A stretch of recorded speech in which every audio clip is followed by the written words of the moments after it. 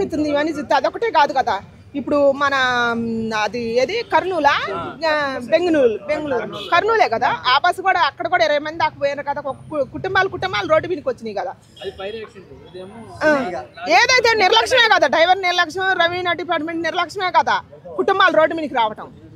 ఏదైనా ఒకటే, అదైనా ఒకటే, ఇదైనా ఒకటే. ఇక్కడేమో లారీ ఢీ కొట్టింది, ఇక్కడ లారీ ఢీ కొట్టి కొన్ని కుటుంబాలు రోడ్డు మీదకి వచ్చినాయి నిర్లక్ష్యం వల్లనే. అక్కడేమో ఒక బైక్ యాక్సిడెంట్ అయ్యి బస్సు కిందకి వచ్చి నిర్లక్ష్యం వల్ల అక్కడ కొన్ని కుటుంబాలు రోడ్డు మీదకి వచ్చినాయి. అందుకని ఈ చిన్నపాటి నిర్లక్ష్యం డ్రైవర్లకి, బస్సు డ్రైవర్లకు కానీ, లారీ డ్రైవర్లకు కానీ, బైక్ నడిపే వాళ్ళకి కానీ, యువతకి దయచేసి మీరు ఎక్కువ స్పీడ్లో ఓవర్ స్పీడ్లో పోయేటప్పుడు ఒక్కసారి ఆలోచించుకోండి. మీ ప్రాణాలు పోయింది కాక మీ ఎదుటిన్న కుటుంబాలు ఎన్ని కుటుంబాలు ఆగమైపోతాయి, రోడ్డు మీదకి వస్తాయి. ఇప్పుడు దానివల్ల లారీ డ్రైవర్ వల్లనేమో కొన్ని కుటుంబాలు రోడ్డు మీదకి వచ్చినాయి. ఇక్కడ ఏది బైక్ వల్ల కొన్ని కుటుంబాలు రోడ్డు మీదకి వచ్చినాయి. శాశ్వతంగా భూమి మీద లేకుండా వెళ్ళిపోయారు. అవును మరి అందుకని నేను చెబుతున్నా, దయచేసి దీని గురించి గవర్నమెంట్ ఈ ముగ్గురు మీద నేను చాలా కరెక్ట్గా నేను చెబుతున్నది, ఈ ముగ్గురు మీద ఎక్కువ ఫోకస్ పెట్టి గవర్నమెంట్ని గట్టి నిర్ణయం తీసుకోవాలని నేను కోరుకుంటున్నా. చనిపోయింది ఆయన కూడా, చనిపోయిన మిగిలిన డ్రైవర్లకైనాయా, మిగిలిన డ్రైవర్లకు ఇంకొక బస్సు వాళ్ళక అదే దయచేసి చెబుతున్నాయి. ఇప్పుడు ఈయన చచ్చిపోయిండు సరే, ఈయన కుటుంబం కూడా రోడ్డు మీదకి వచ్చింది. దయచేసి వాళ్ళకు కూడా నేను చెబుతున్నాను, లారీ డ్రైవర్లకు కూడా మీ వల్ల ఎదరం కుటుంబాలు నాశనం అయిపోతున్నాయి, మీ కుటుంబం కూడా నాశనం అయిపోతుంది. కాబట్టి దయచేసి ఒక్కసారి మీరు నడిపేటప్పుడు చిన్నపాటి నిర్లక్ష్యం ఎన్ని కుటుంబాలు రోడ్డు మీదకి వస్తాయో ఒకసారి ఆలోచించుకోమని చెబుతున్నా లారీ డ్రైవర్లకు కానీ.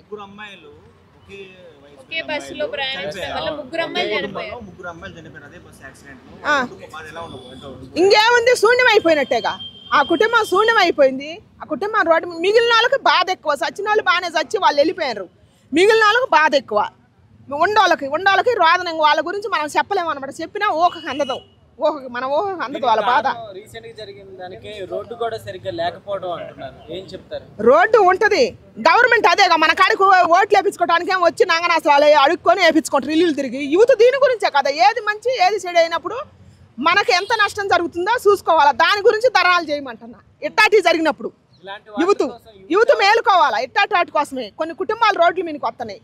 అందుకని గవర్నమెంట్ని మనం అందరం కలిసి ఒక్కలం అడిగితే అది పని కాదు, అందరు కలిసి అడిగితేనే ఒక మంచి పని జరుగుద్ది. దయచేసి ఇప్పుడైనా యువతను మేలుకోమంటున్నా. చెడు పనులకి చెడు వాటికి దృష్టి పెట్టే కన్నా ఇట్టాటి మంచి వాటికి పెడితే కొన్ని కుటుంబాలు రోడ్డు మీదకి రాకుండా ఉంటాయి. లారీ డ్రైవర్లకైనా, బస్సు డ్రైవర్లకైనా, బైక్ నడిపే యువతకైనా భయం ఉంటుందని నేను కోరుకుంటున్నా. గవర్నమెంట్ని గట్టిగా దీని గురించి చర్య తీసుకోవాలని నేను కోరుకుంటున్నా. బస్సు రవీనా వాళ్ళకు కూడా దీని గురించి అవగాహన వచ్చేటట్టు చెప్పాలని నేను కోరుకుంటున్నాను. ఇలాంటివి ఎన్ని జరిగినప్పటికీ కూడా యూత్ అసలుకి వీటి గురించి ఎవరు క్వశ్చన్ కూడా చేయట్లేదు. అదే ఒక సినిమా హీరో వస్తే మాత్రం తండాలుగా వెళ్తున్నారు, ఏం చెప్తారు? సినిమా ఏంది, సినిమా కాదు. ఇప్పుడు బిగ్ బాస్ వచ్చినా కూడా బిగ్ బాస్ లో కూడా ఏది మంచి ఏది చెడు అని కూడా చూసుకోకుండా ఎవరన్నా గనక ఇది మంచి ఇది చెడు అని చెబితే వాళ్ళకి ఇచ్చల విడిగా కామెంట్లు పెడతారు.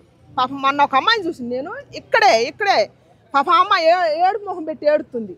ఏదో పేక్ అకౌంట్కి రెడీ చేసుకొని వలగరగా అంటే మనం చెప్పలేము ఆ బూతులు అట్ట ఒక అమ్మాయి ఏడ్చింది. దయచేసి నేను ఆ అమ్మాయికి నువ్వు ఏడవద్దమ్మా, పెట్టినవాడు వాడి కర్మ వాడే అనుభవిస్తాడు, అట్ట పెట్టొద్దు. దాని గురించి వద్దు, మంచి గురించి యూత్ నిద్రలేవాలని నేను కోరుకుంటున్నాను. మంచి గురించి పోరాడండి. మన సమాజం రేపు మీ పిల్లల భవిష్యత్తు కోసం మీరు పోరాడండి. ఇట్లాంటి అన్యాయాలు జరిగినప్పుడు బస్సే కానీ లారీ కానీ ఎక్కడ ఏ అన్యాయం జరిగినా యూత్ గొంతు తిప్పితేనే న్యాయం జరుగుద్ది. గత కొన్ని రోజులకి ఇలాంటివి జరుగుతూనే ఉన్నాయి. బస్సు ఇన్సిడెంట్ మొన్న ఒకటి, ఈ రోజు ఒకటి, మన శ్రీకాకుళంలో 9 మంది చనిపోయారు. అవును, ఇలాంటివన్నీ ఎలా అనిపిస్తుంది అమ్మా? బాధ అనిపిస్తుంది. ఎలా అనిపిస్తుంది, మనిషి పుట్టిన వాళ్ళకి ఎవరికైనా సరే ధర్మంగా బాధ అనిపిస్తుంది. కొన్ని కుటుంబాలు రోడ్డు మీదకి వస్తున్నాయి కాబట్టి. నమస్తే అండి. నమస్కారం అండి. చేవెళ్లలో ఒక యాక్సిడెంట్ జరిగింది ఇవాళ మార్నింగ్. సుమారుగా ఒక 20 మంది చనిపోయిన పరిస్థితి ఏర్పడుతుంది. దీనికి వెనుక గల కారణం ఏంటి అంటారు? కారణం విశ్లేషించలేం, కానీ ఇంత ఘోరమైనటువంటి యాక్సిడెంట్ జరగడం, ఉదయాన్నే గుండె గుబ్బేలమనేటువంటి ఈ సంఘటన రాష్ట్ర ప్రజలకు అందరూ కూడా తుల్లిపడి వేసినట్టుగా ఉంది. ఎందుకంటే ఇది ఇంత ఘోరంగా యాక్సిడెంట్ జరుగుతుందని ఎవరు కూడా ఊహించలేదు. సభ్య సమాజం తుల్లిపడి లేచినటువంటి ఈ సంఘటన చాలా దురదృష్టకరం. ఎందుకంటే అసలు అంత ఘోరంగా ఒక బస్ యాక్సిడెంట్ చేస్తే ఒకరో ఇద్దరు చనిపోతారని అనుకుంటాం, కానీ ఏకంగా 20 నుంచి 25 మంది చనిపోవడం అంటే ఇది చాలా బాధగా ఉందండి. ఈ సందర్భంగా మనం మాట్లాడుకోవాల్సింది టిప్పర్ డ్రైవర్స్ గురించి.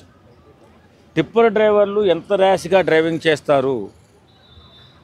కాబట్టి టిప్పర్ డ్రైవర్లు రాత్రిపూట ఎన్ని ట్రిప్పులు వేస్తున్నాము అని ఆలోచిస్తున్నారు తప్ప డ్రైవింగ్ ఏ రేంజ్లో చేస్తున్నాం అనేది ఆలోచించట్లేదు.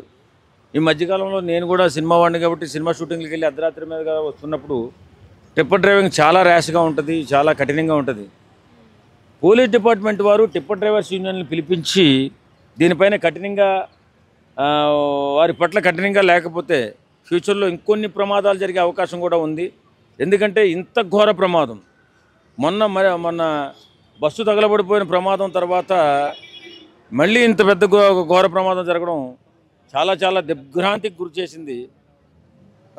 కాబట్టి వారందరినీ కూడా ప్రభుత్వం ఆదుకోవాలి. వారి కుటుంబాలని, ఒకే కుటుంబంలో 3 ఆడబిడ్డలు పోగొట్టుకున్న తల్లి రోదన వింటే ఎంత బాధేస్తుందో, ఎంత కళ్ళంటి నీళ్ళు వస్తున్నాయో నాకైతే చాలా బాధ అనిపించింది.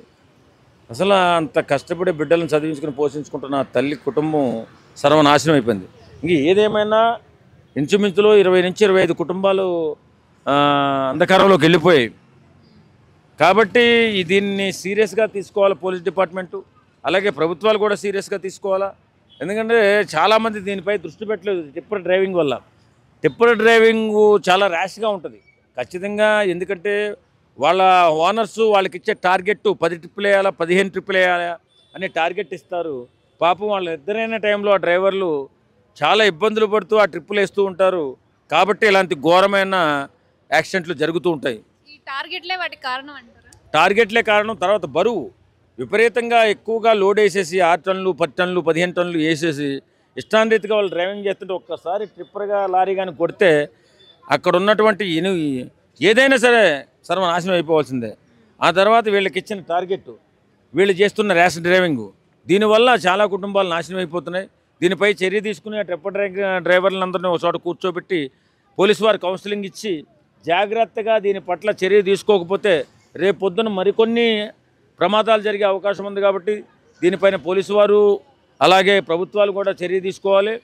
ఇప్పుడు జరిగిన ఈ ఘోర కలిలో ఖచ్చితంగా మన రేవంత్ రెడ్డి గారి ప్రభుత్వం వారికి చాలా అండగా ఉండాలి, చాలా పెద్ద ఎత్తున అండగా ఉండాలి. ఆ దిగ్భ్రాంతికరమైనటువంటి ఈ యాక్సిడెంట్ వల్ల ఉదయం లేచిన వెంటనే కూడా తెలంగాణ రాష్ట్రం మొత్తం కూడా తుల్లిపడినటువంటి సంఘటన ఇది.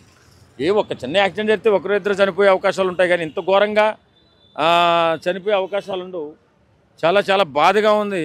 కాబట్టి ఈ ట్రిప్పర్ డ్రైవర్ని కంట్రోల్ చేయవలసిన పని పోలీసు వారు తీసుకోవాలని కోరుకుంటున్నాను.